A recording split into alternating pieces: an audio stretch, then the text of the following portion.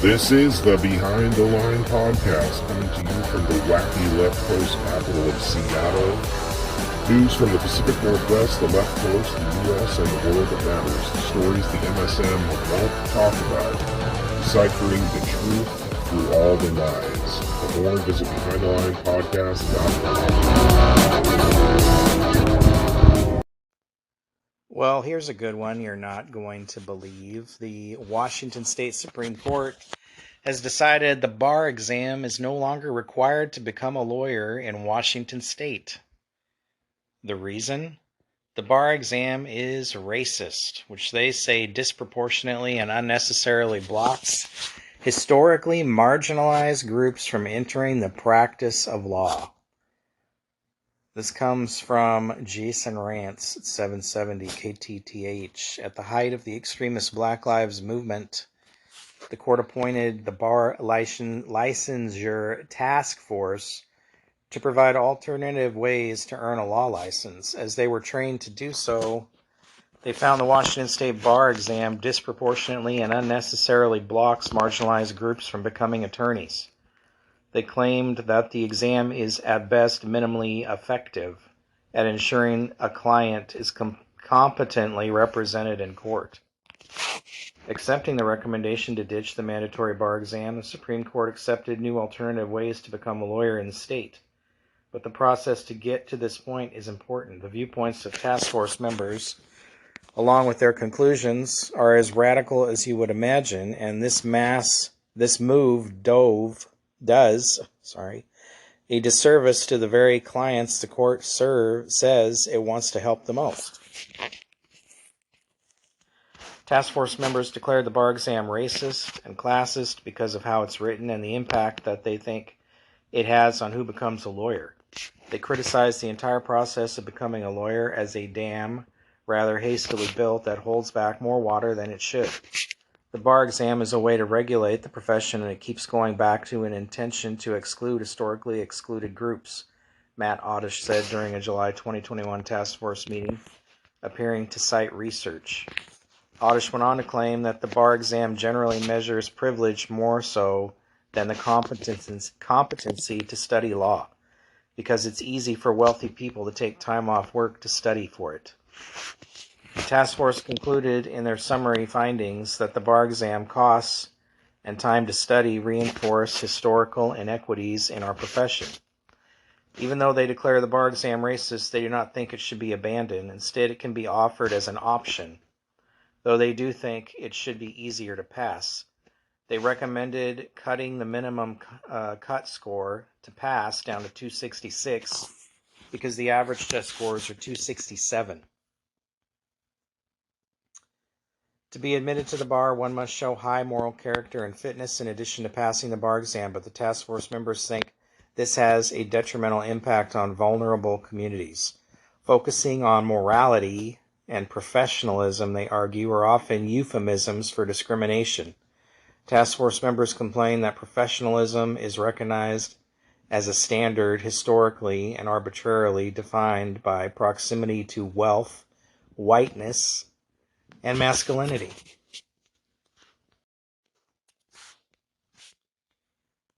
They imply that this standard is part of the systems of oppressions plaguing the legal system, and criminals shouldn't be automatically punished during the process. They recommend that if a would-be lawyer hasn't committed a crime within 5 years, they should be allowed entry into the bar. They complain that the criminal system is plagued by racism and discrimination that severely disadvantages already disenfranchised populations. Well, they're already letting criminals become lawyers because the lady that is a Democrat politician, I don't recall her name right now, who is in charge of the whole movement to defund the police and reform law enforcement. She was a lawyer before she became a politician. She was also a criminal. She was arrested for drugs and some other stuff. So you've also got a politician right now who was refused by the Arizona bar trying to become a lawyer in Washington State, or maybe he already has. And he's a child molester. Going after 14-year-olds. Boys, of course. And this is all okay. Because, the Washington State Bar says he's turned his life around. I'm sorry, but in positions like this, similar positions like law enforcement, corrections officers, firefighters, if any of this stuff is in your past, you are excluded from that job because you are supposed to be held to a higher standard. You're in a position of some kind of authority over the public. And these politicians, for sure, should be held to a higher standard. And I would say that lawyers, even though they're dirtbag, used car salesmen, should be as well. They're in the legal system. They're in a position of authority over you, defending you, or prosecuting you. They should be held to a higher standard. If there's stuff like this in their past, especially stuff like child molestation, that, I'm sorry, you can't fix that.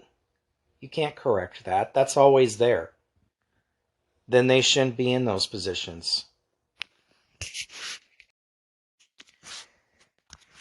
Anyway,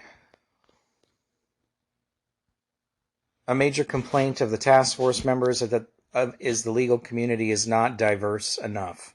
In other words, there are too many white and male lawyers. Increasing the diversity doesn't just allow the creation of more diverse field, but they seem to believe that it will provide more legal service access specifically to marginalized communities. Riddhi Mukhopadhyay said she was wanting to see better representation into the legal aid of new attorneys for the communities that they're practicing in. I'm very interested in the equity considerations of this task force. Echoing those concerns was Dolly Hunt, who said she represented prosecutors who were concerned with equity in regards to new attorneys. Indeed, the task force complains that the Washington State Bar Association is 83% white and 56% male, which is proof. 56% is half, just about, basically. They believe of racism and bias in the licensing process, and specifically the character and fitness inquiry. Accepting the task force recommendations to ditch mandatory bar exam will lead to more diverse lawyers in the state, they contend. The Supreme Court convened the task force, but justices always knew the end result would be to ditch the mandatory bar exam requirement. That they called the bar exam racist is hardly surprising, given the task force was informed by the Black Lives Matter worldview that systematic racism and oppressions exist in all our institutions. They went looking for a reason to call the bar exam racist, and that's precisely what they found, but this isn't some objective truth. This is insane to me, because anybody then can go become a lawyer, basically, is what this says. And, then they can become judges. So who are we going to have here? Are we going to have illegal aliens in Washington State becoming lawyers, defending other illegal aliens? I mean, they would just love to see that, right? How about illegal alien judges? The sheer lack of common sense in this state is absolutely incredible. Well, we've all seen how crime is on the rise, and all the trouble at the border, all these illegals crossing the border, by the millions. And have you ever heard of tourism burglary? Yeah, it's a thing. This is a new thing. Well, I don't know how new it is, but apparently Chile, residents from Chile in South America are able to travel to the U.S. on a tourist visa, so basically no visa. You can just come here. There is a very short list of countries, mostly European and more Western type Asian countries, Japan, and a couple others, but that they are able to travel to the U.S. without a visa and stay for up to 90 days. Why Chile is on that list, I have no idea. It's the only country in South America allowed to do this. And here in the recent past, in several different states across the country, they have caught groups of these Chilean men who are coming here specifically to burglarize more wealthy neighborhoods. And they target cities that they know are soft on crime, where they're not going to be prosecuted. They don't use weapons because then it's considered a property crime, and most of these cities don't prosecute people for property crimes anymore. And so they're not getting prosecuted. And they come in, they break into these homes, they steal a bunch of stuff, they fence it in the U.S. before they leave, or sometimes send it home to be sold. But this is a thing. And in Orange County, California, they've caught a few of these people. And so the Orange County, California prosecutor asked the Biden administration to revoke Chile's status as to not being required to have a visa to travel here. And he said no, and wouldn't explain why. So this is just another example of the president and his administration allowing third world country people to travel here and terrorize people, commit crimes, break the law, and there's no consequence. There's no even effort to try to stop it. In fact, it seems as though they encourage it, does it not? Why is that? So this prosecutor is suing Biden to find out why he won't. Of course, that'll probably go nowhere. Like anything else that you try to do with the government, it goes nowhere. Just complete corruption. More example of the complete corruption. Foreigners from third world countries traveling here to commit crimes for the sole purpose to commit crimes against Americans. And our government is just fine with that. One of these groups is facing over 200 charges. Why is your government allowing this garbage? Take a listen to the news report. Country, it's being called burglary tourism. Here's how it works. Police say thieves from South America come to the U.S. on tourist visas and target homes in wealthy neighborhoods, especially in cities with soft on crime policies like Los Angeles. Even if they're caught, they often don't stay in custody for long. They move on to other states, fencing the stolen good here or shipping it back to countries like Chile. William Lajeunesse is in Los Angeles. He's got this crazy and bizarre story for us. So, William, why are they so hard to catch?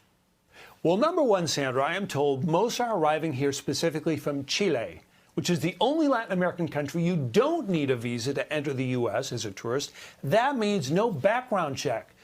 No, secondly, they have fake IDs to rent cars and hotels, so there's no electronic trail to follow. Police caught these four red-handed outside Philadelphia with masks, gloves, reciprocating saws, and glass break-in tools. North Carolina, four more. These four guys face 200 charges of breaking and entering homes to steal.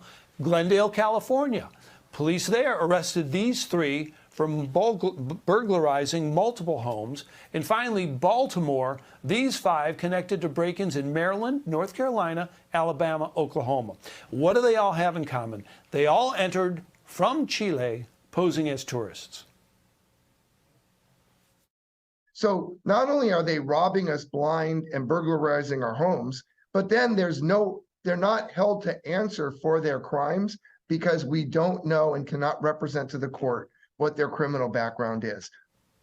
And that's because as a tourist waiver country, police don't know their criminal background before they board an airplane, allowing them to travel to wealthy areas, not just L.A., New York, Miami, Phoenix, Detroit, Indianapolis, and more, where they case houses, break in, take cash, collectibles, and jewelry. I can tell you that we have a significant increase in burglaries from organized groups that are outside this country. And why are they so effective? Now, with those fake IDs, existing police databases and informants are virtually useless. High-end jamming devices disable home security systems. And because they don't use guns, most sheriffs don't hold and DAs don't prosecute residential property crime. I literally cannot comprehend why the United States government is trying to protect Chileans who are coming in and breaking into our homes. So DA Spitzer says the Biden administration could end this tomorrow by revoking Chile's waiver status, but they won't. He's suing the administration to find out why. Back to you. Wow. This is just a crazy story. William Lajeunesse on that for us. Thank you. More ridiculousness from our government when it comes to illegals. A judge this month dropped gun charges against an illegal migrant in Illinois. Big surprise. Sparking further debate about the rights associated with the Second Amendment. U.S. District Court Judge Sharon Coleman of the Northern District of Illinois referenced lower court rulings in dismissing firearm possession charges against Roberto Carbajal Flores, who was illegally or unlawfully in the United States when he possessed a handgun in the Little Village neighborhood of Chicago on June 1st, 2020.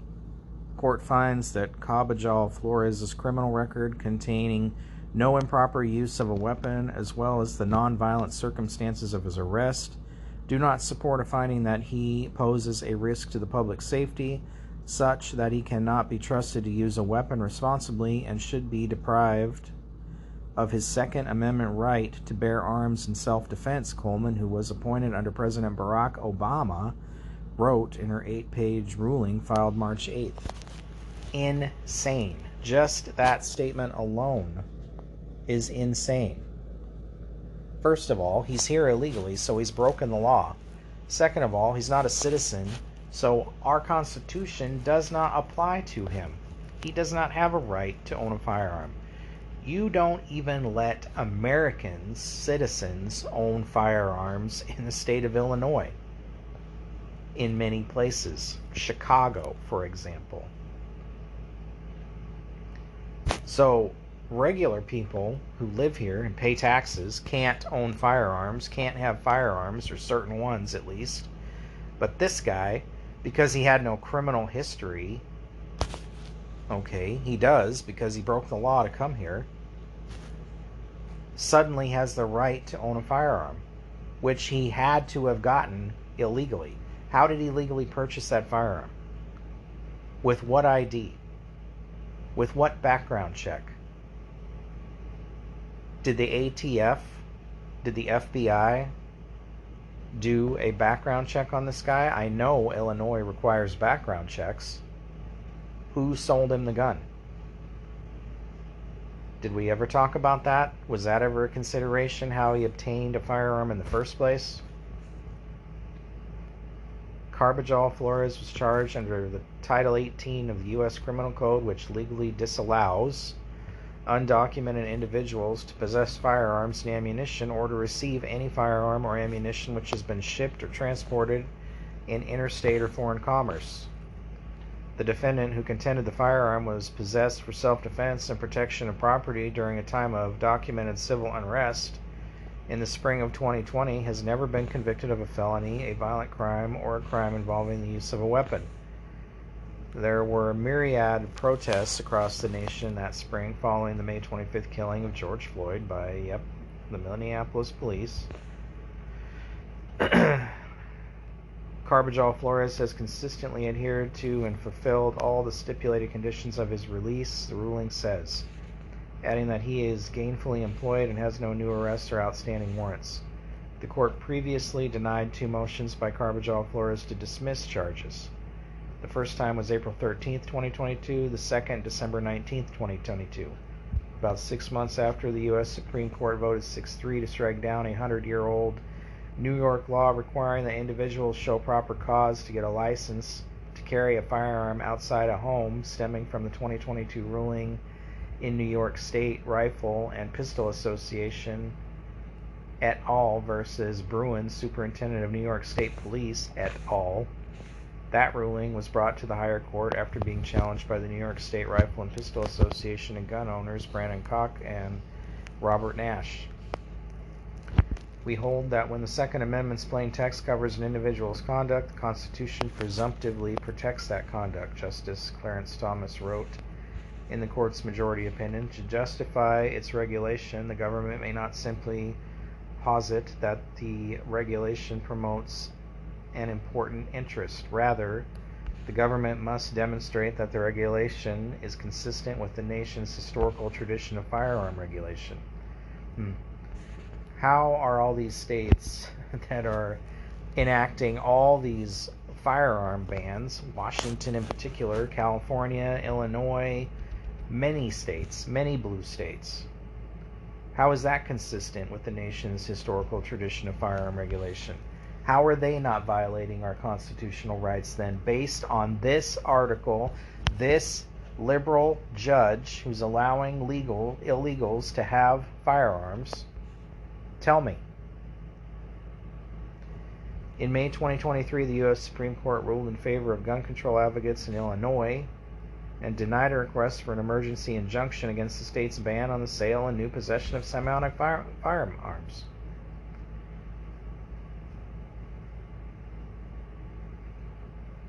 The request was made by the National Association for Gun Rights in response to Illinois Governor J.B. Pritzker's signed legislation enacting a statewide ban on assault-style weapons, including limits on magazine capacities, which we also have in Washington State. Those who are here illegally cannot possess a firearm of any kind that is obtained in illegal fashion, political commentator Jay Oliver told Newsweek via email. There is a civil duty of gun shop owners, if by that route, to lawfully indemnify those who are trying to obtain weaponry of choice by cutting corners. Unfortunately, we have seen too many trends where innocent lives are being lost based upon the progressive nature of those in charge of courts and opinions. It makes no sense whatsoever. You cannot conduct a background check on these illegals. Most of them, or a lot of them, don't even have ID, which is just probably another reason why these blue states are pushing so hard to give these illegals IDs, for this very reason and many others. This is going to create more chaos. This guy, maybe he is a good guy, maybe he works and he has a family and he was just trying to protect them, which is completely understandable, especially in that state. But it doesn't make it right. And the fact that you've now opened the door to this, how many of these gang members and terrorists who have come across the border are going to be able to illegally come in here and buy a gun now and kill people with it and commit crimes? It's insane. Just more continuation of this clown show of politics and criminal justice system that we have in this country now. Complete joke. Complete support of criminals. No support for victims. Now, there was also some speculation that the ATF had made an exemption for illegals when it came to background checks. Now, they're claiming that is not the case, that they're still required to have a background check done, which, again, I don't know how you do that on an illegal, a good background check. We don't have access to criminal records from Mexico. We have access to criminal records from the U.S., and if they're new here, then we're not going to have any records. I do think it's interesting, though, on the ATF's own website, it says, a non-immigrant alien without residency in any state may not purchase or take possession of a firearm. A non-immigrant alien may only purchase a firearm through a licensee where the licensee arranges to have the firearm directly exported. A non-immigrant alien who falls within an exception may, however, purchase and take possession of ammunition. Doesn't say what the exception is, Why are we allowing non-immigrant aliens without residency in the U.S. to buy firearms here and export them? And then it goes on to say a non-immigrant alien who has established residency in a state may purchase and take possession of a firearm from an unlicensed person, providing the buyer and seller are residents of the same state and no other state or local law prohibits the transaction. A non-immigrant alien with residency in a state may purchase a firearm from a licensee provided the sale complies with all applicable laws and regulations. This was in, I don't know, it says it was reviewed at least January of 2020. Looks like it may have been enacted in 2018. I'm not sure. But, so the ATF already allowed illegals to buy guns, even from an unlicensed person. This is insane. This is the ATF. You know, the guys who come kick your door down and kill you because you've got too many guns. But, hey, it's okay in their eyes for an illegal, a non-immigrant alien to buy a gun from an unlicensed person as long as they both are residents of the same state. Just, does it make any sense? You've got all these regulations on citizens of this country, taxpayers, but all these people can flood in here from God knows where and do whatever they want. And the government is down for it. Just insane. Here's a few stories about our friendly illegal migrants who have entered the U.S. recently. First off, Democrats just recently blocked the Lake and Riley Act. They don't want illegal immigrants who harm American citizens to be deported by ICE, which is what this act would require. Of course, Lake and Riley was a college student that made national headlines for being murdered by an illegal. We also had 3 illegal immigrants arrested in Palm Beach County, Florida after kidnapping a woman and raping her while filming it. She was out on a walk when one of the men grabbed her and dragged her into a vehicle. The men then pulled over and assaulted her while recording it. Luckily they're in Florida, because if it was any other state, what do you think would happen? Probably nothing. Another illegal immigrant who was an executioner and entered into America as a gotaway was arrested. Boston busted the illegal immigrant who was wanted for murder in Honduras. He was released into the community in Rhode Island after local authorities in Cranston, Rhode Island, ignored ICE's detainer request following his arrest for felony assault with a weapon. The government is supporting this garbage. They don't care. They want this chaos. They want these people to come in and create as much chaos as possible. What other reason could there be? In Washington recently, a state trooper was killed by an illegal immigrant while he was sitting in his patrol car on the side of the freeway. The illegal crashed into the back of the patrol car and killed him. Now, he could have been deported because he was arrested for a domestic violence case before this, previously charged in this DV case, but because Washington became a sanctuary state 2 days before his plea, they could not act on that. New York State, illegal immigrant who's been arrested 65 times, but New York judges always let him back out. Now, female healthcare workers say they're afraid of his next visit because they fear they'll become the next Lake and Riley. This guy has a habit of going to the hospital and severely beating the female nurses and doctors.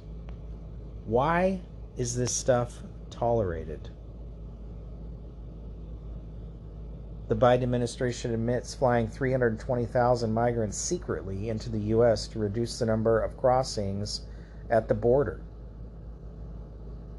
This was a headline March 4th. Why are we putting up with this stuff? Why is this allowed?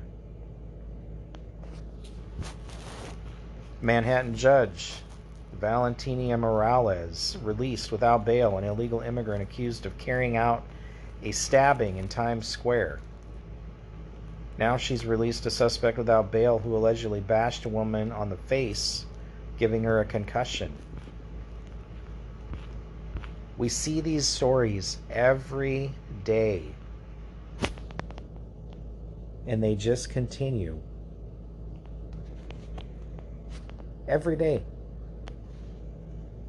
We see these people coming here and committing sex crimes and other violent crimes, theft, burglary, all this stuff. The government, the state governments, they're encouraging it. They're not prosecuting them. They're not doing anything.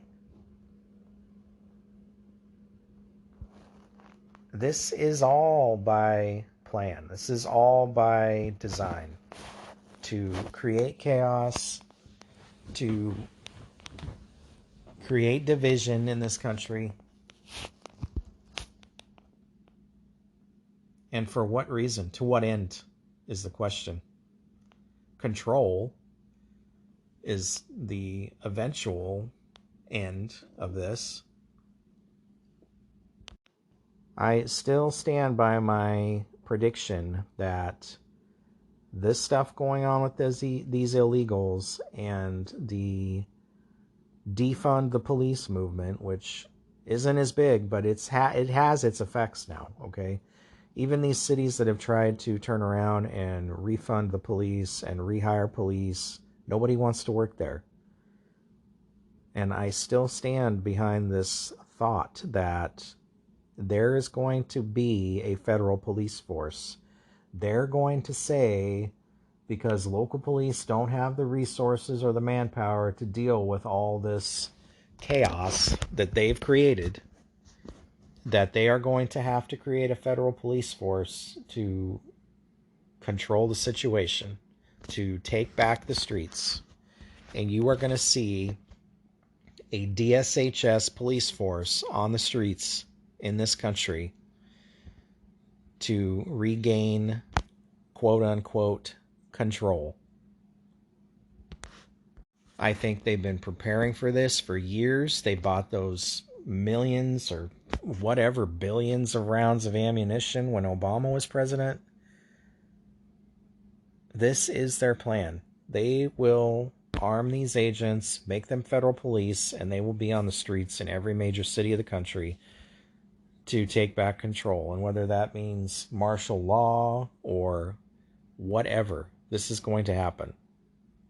Because local police forces are going to be overwhelmed, understaffed, no resources, all because of the government. All these illegals and criminals because of the government. And then the government is going to come in to take back control. And it's not like this has never happened in history before. This has played out before. This is nothing new. This is just a form of obtaining more control. From chaos comes control. Hey, when it comes to the WHO, who would like to tell you what to do during a pandemic, who would like us to sign the treaty to let them control or make the decisions in our country when a pandemic breaks out. Have you ever wondered who's in charge at the WHO? Well, the Director General of the World Health Organization is Tedros Ghebreyesus. I probably butchered that name. And the first thing to know is that he is not a doctor. He is a member of the Tigray People's Liberation Front, which was classified as a terrorist organization by the U.S. government in the 1990s. and is still listed on the Global Terrorism Database. Of course, the party is a Marxist group. The party has its roots in the 1960s student movement, which was ideologically nationalist before shifting towards Marxism and Leninism in the late 1960s, which explains a lot about the direction of the WHO in recent years, doesn't it? The WHO is calling for urgent agreement on an international deal to prepare for and prevent future pandemics. Of course, they're calling it the Pandemic Accord now, under the Constitution of the World Health Organization, to bolster the world's collective preparedness and response to future pandemics. They're having their 9th meeting this week at the WHO, trying to get these 194 nations to sign on to this deal, this fair and equitable deal that they want, which of course means that Western nations, the United States, can send more billions of tax dollars to foreign countries when they have a so-called pandemic. And the WHO, in an emergency pandemic, can make decisions about how we handle that pandemic, such as lockdowns and quarantines. And these countries shouldn't worry about their national sovereignty, that's not important. What's important is getting on top of these situations and shutting down businesses and putting people out of work and jobs and, the important work of the Marxist-Leninist control freaks. Russia is stating they have information that France is getting ready to send 2,000 troops to the front lines of Ukraine.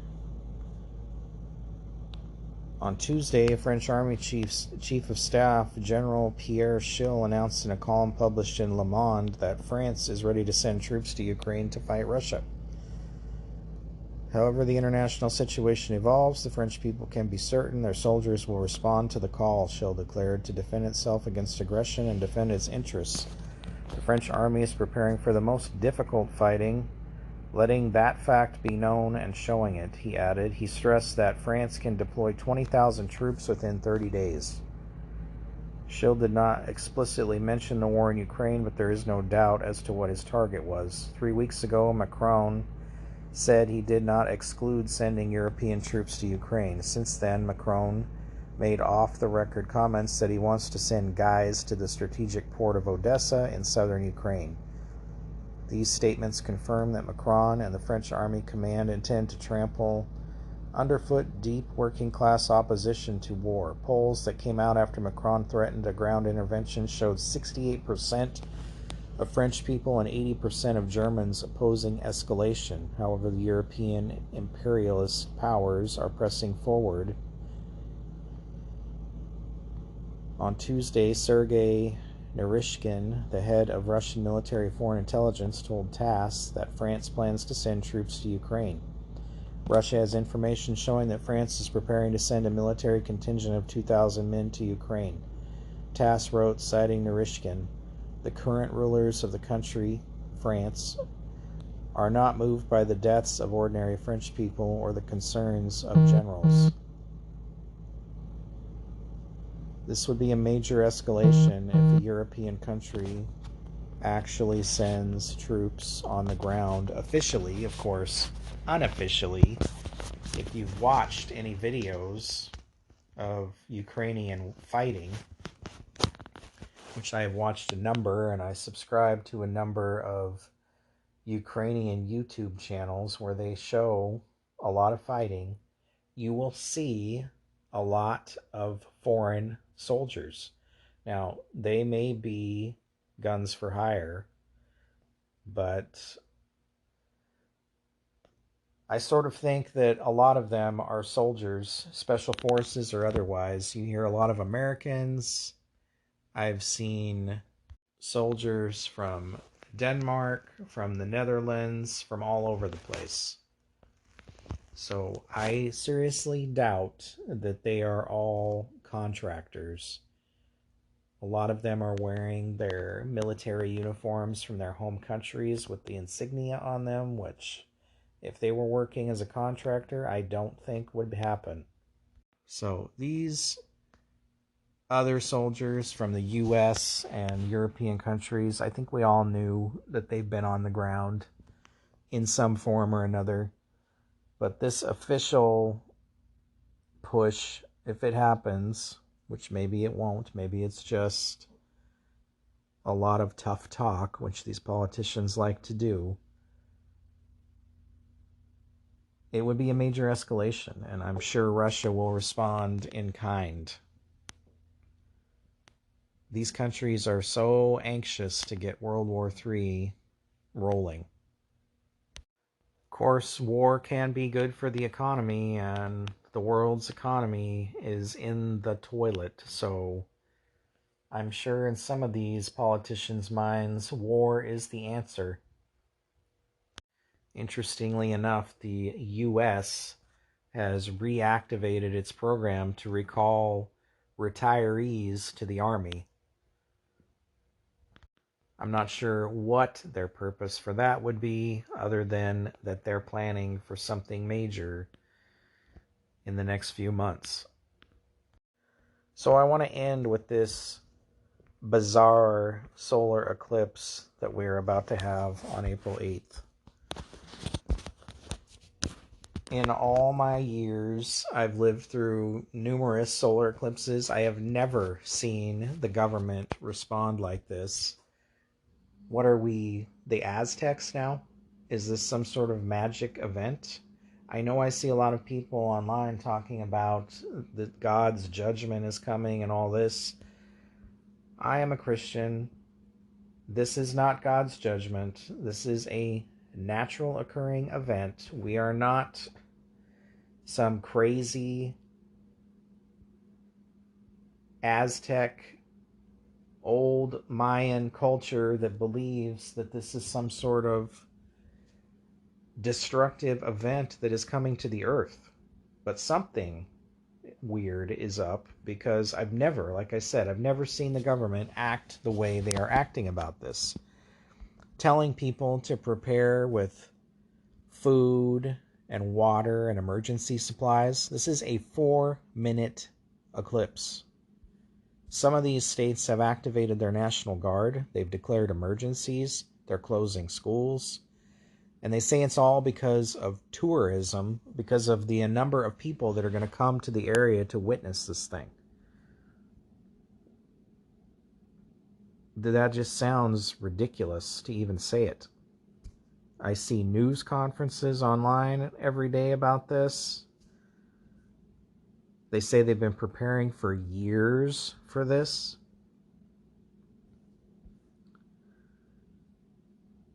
So far, several counties in Texas have issued official declarations, while the states of Oklahoma, Indiana, Ohio, Missouri, New York, and Kentucky have alerted residents to be prepared ahead of the upcoming eclipse. Several counties in Kentucky are even opting to close school for the day. Residents who live in the areas that will be highly trafficked during the eclipse have been advised to stock up on food, gas, and other essential supplies as they prepare for an influx of visitors to witness the once-in-a-lifetime event. You need food supplies now because of tourists. Do they do this in Miami during spring break when, thousands, tens of thousands of people come to the city? No, they don't. Ohio Governor Mike DeWine signed Executive Order 2024-04D, which directs all state departments and agencies to be ready and prepared to ensure the health and safety of residents and visitors. The safety and well-being of Ohioans is always at the forefront of everything we do, said DeWine in a statement released on March 13th. We've been preparing for the April 8th solar eclipse for several years to ensure this once-in-a-lifetime event can be safe and memorable for all. Ohio officials also said there could be a potential for interruptions in cell service and strongly urged travelers to have a paper map to help them navigate. Why would a solar eclipse interrupt cell service? In Indiana, officials said traffic will be a major concern and encourage visitors to stay in place after the eclipse has taken place to avoid any severe traffic jams. In Oklahoma, state officials estimated there would be an influx of anywhere between 17,000 to 66,000 visitors to watch the event. This would be like people going to a NFL football game or a MLB baseball game. Do they activate the National Guard for that? Do they tell you to supply with food and water? In addition to possible traffic jams, officials also said it would be best for residents to schedule errands and appointments 2 or 3 days before the eclipse. In Texas, Bell, Kerr, Travis, and Kendall counties have issued an official state of emergency and declaration of disaster. Projections are for this influx of people to begin occurring as early as several days before April 8th, with an out-migration occurring in the few hours immediately following the eclipse this year. Bell County Judge David Blackburn stated during a news conference in February, if these numbers manifest themselves, the strain that this will put on our infrastructure will be significant. Everything from our first responders to our healthcare systems, to our fueling stations, to our highways, our emergency management stations, and more. All of these could be severely strained by the influx of people. Again, this is like people showing up to watch an NFL or MLB football game. What is the problem? Officials did not state why they suspect our community to be particularly hard hit by visitors, but it does sit along the busy Interstate 35 corridor between major metroplexes such as Dallas, Austin, and Houston. Other Texas cities that are in the path of totality in the Lone Star State include parts of San Antonio, Austin, Waco, and Dallas-Fort Worth, Texas. The eclipse is expected to pass over Mexico's Pacific coast, dashing up through Texas and Oklahoma, and crisscrossing the Midwest, Mid-Atlantic, and New England before exiting over eastern Canada into the Atlantic. In prime viewing spots, the totality will last over 4 minutes. An estimated 44 million people live inside the 115-mile wide path of totality, stretching from Mazatlan, Mexico to Newfoundland. About 32 million of them are in the U.S., guaranteeing jammed roads for the must-see celestial sensation. North America won't experience totality again until 2033, with Alaska getting sole dibs. Then, has Alaska declared a state of emergency for 2033 then? Are they planning right now for this? This whole thing is just bizarre. Then that's it until 2044, when totality will be confined to Western Canada, Montana, and North Dakota. I hope they're getting plans ready. There won't be another U.S. eclipse spanning coast to coast until 2045. That one will stretch from Northern California all the way to Cape Canaveral, Florida. It's just weird, and who knows what is going on. But it's always a good idea to be prepared for anything that could happen. And I wouldn't travel to one of these places where all these people are supposedly going, because you're just asking for problems. Solar eclipses happen. Okay, maybe not a total solar eclipse, but those have also happened during my lifetime. And in fact, I was in school when I was little when one happened. They didn't send us home. We didn't have to hunker down or buy extra food and water. This whole thing is odd. Anyway, in these times, you should be prepared for anything. Head on a swivel, know what's going on around you, have supplies at home, be prepared for anything. Don't be naive. It may be a slow roll, but you can see what's happening all around. At some point, we're going to hit that breaking point, and you better be ready for it when it happens, because it'll be too late when it does. And you still have time now to prepare for whatever that may be.